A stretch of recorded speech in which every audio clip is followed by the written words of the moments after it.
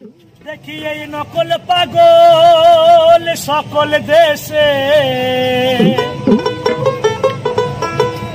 খেপারে আসল পাগল কয়জনা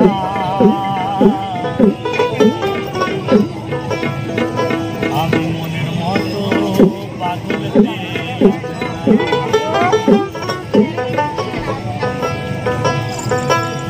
মনের মতো পাগল পেলাম না রে মনের মতো পাগল পেলাম না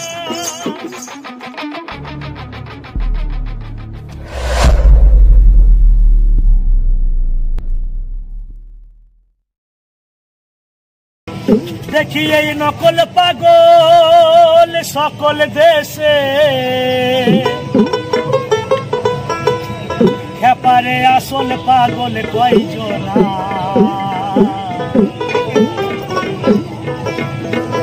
আমি মনের মতো পাগল আমরা এখন আছি সোনাঝুরি হাটে, তো তোমরাও দেখতে থাকো, দেখাচ্ছি আমি তোমাদের পুরোটা ঘুরিয়ে। মনের মতো পাগল পেলাম না রে মনের মতো পাগল পেলাম না দেখি এই নকল পাগল সকল দেশে দেখি এই নকল পাগল সকল দেশে খেপারে খেপিয়ে আসল পাগল কয়জনা মনের মতো পাগল পেলাম না রে আমি মনের মতো পাগলি পাইলাম না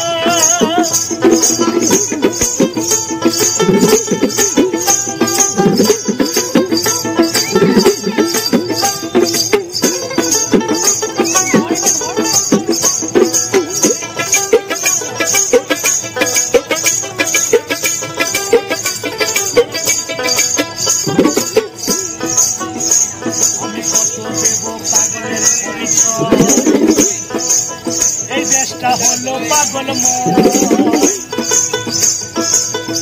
ঠাকুর রামকৃষ্ণর মতো পাগল আর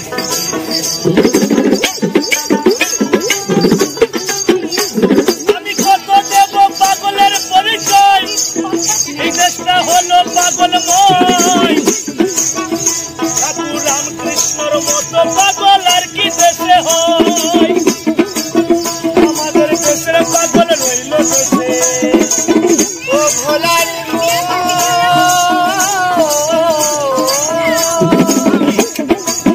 আমাদের দেশের পাগল রইল দেশে কারে কেউ চিনেও চিনতে পারলো না কারে কেউ চিনেও চিনতে পারলো না মনের মতো পাগল পেলাম না রে আমি মনের মতো পাগল পেলাম না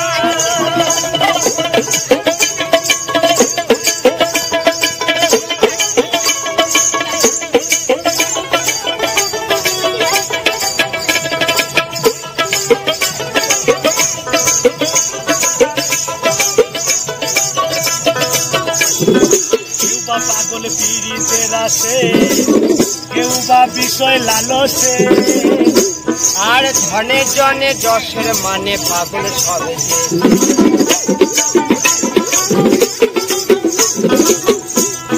কেউ বা পাগল পীড়িতের আসে কেউ বা বিষয় লালসে আর ধনে জনে যশের পাগল পাগল সব দেশে তারা লোভে মত কামে চিত্ত ও তারা লোভে মত কামে চিত্ত ও তারা লোভে মত কামে চিত্ত সত্য মিথ্যা বোঝে না আমি মনের মতো পাগল পেলাম না আমি মনের মতো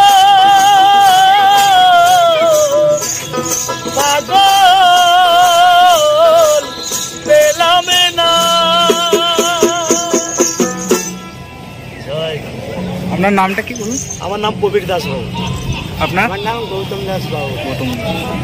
সো গাইস, ইয়াসএনডি ব্লগসে আজকে দেখালাম দুটো বাউল যাদের সাথে পরিচয় করিয়ে দিলাম অ্যান্ড তাদের গান শোনালাম। আমার ব্লগে এদের গান থাকবে, তো তোমরা দেখতে থাকবে। আর যদি কোনো সময় মনে হয় যে এখানে এসে এনাদের সাথে মিট করবেন তো চলে আসবেন এই বাজারে। আর এটা কি জায়গাটা? সোনাঝুরি। হ্যাঁ, সোনাঝুরি হাটে চলে আসবেন, এনাদের সাথে পরিচয় হয়ে যাবে। তো আজকে না মাম্মাম করে দেখাবে, দেখো।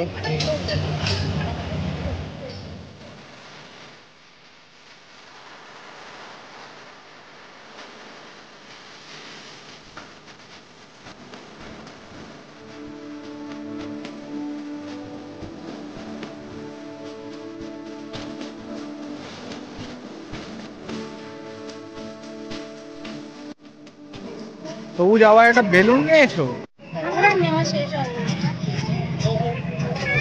তবু আর কি চাই? আর কি নেবে? সোনাঝুরি ঘাটে আমরা এখন ঘুরছি। প্রচন্ড গরম, এতটা গরম উঠেছে। সকালে একটু হালকা বৃষ্টি হলো বটে, আর এখন খুবই গরম। আর একটু পরেই হাট উঠে যাবে অবশ্য। প্রায় 5:30 বেজে গেছে।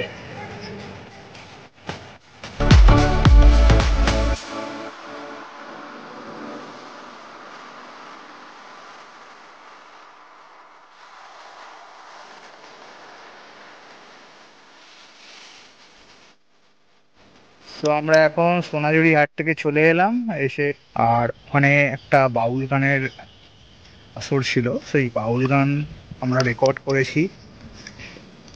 বাউল গানটা ছিল অসাধারণ, খুব সুন্দর। আমার ব্লগে যে গানটা থাকবে সেটা বাউল গানটাই থাকবে, এতে কপিরাইট হওয়ার কোনো চান্স নেই।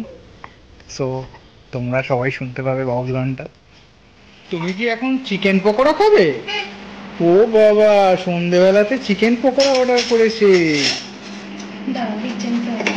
তুমি খেতে পারবে?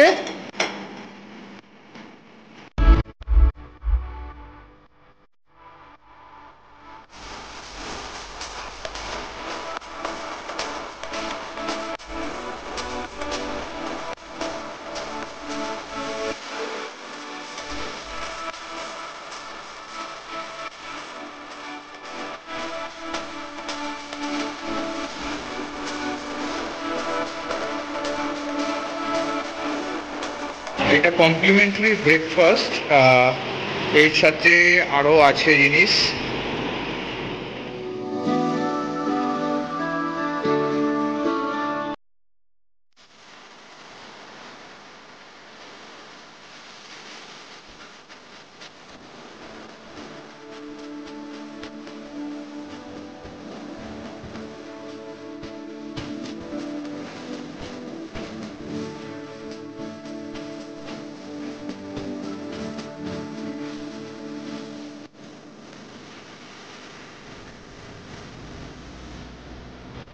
এমনি কি রোজগারে এইরকমই ইয়ে থাকে, সেম মেনু থাকে?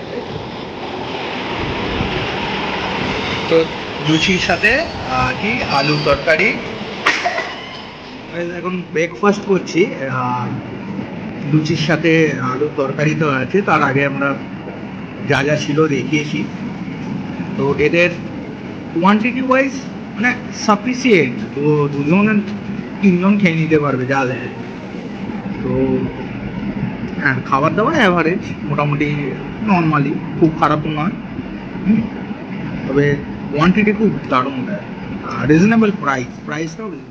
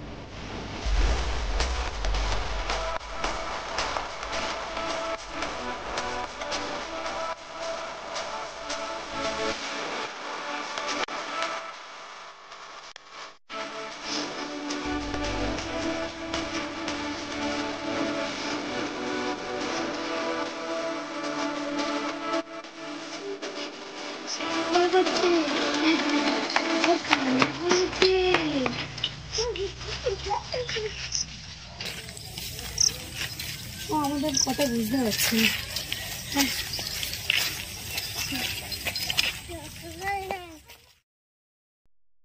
তো সাজবাতি রিসর্টের এটাই আমাদের লাস্ট নাইট। তো আমরা পরের দিন চলে যাব রামপুরহাট তারামায়ের দর্শনের জন্য। তো আমাদের খুবই ভালো কাটলো। আর গাইস সত্যি অপূর্ব অপূর্ব জায়গা। তোমরা যদি আসতে চাও অবশ্যই এখানে এসে একটা দিন কাটিয়ে যেতে পারো, খুবই ভালো লাগবে। তো এখানেই আমাদের শেষ। তো পরের দিন আমরা তারাপীঠে চলে এলাম।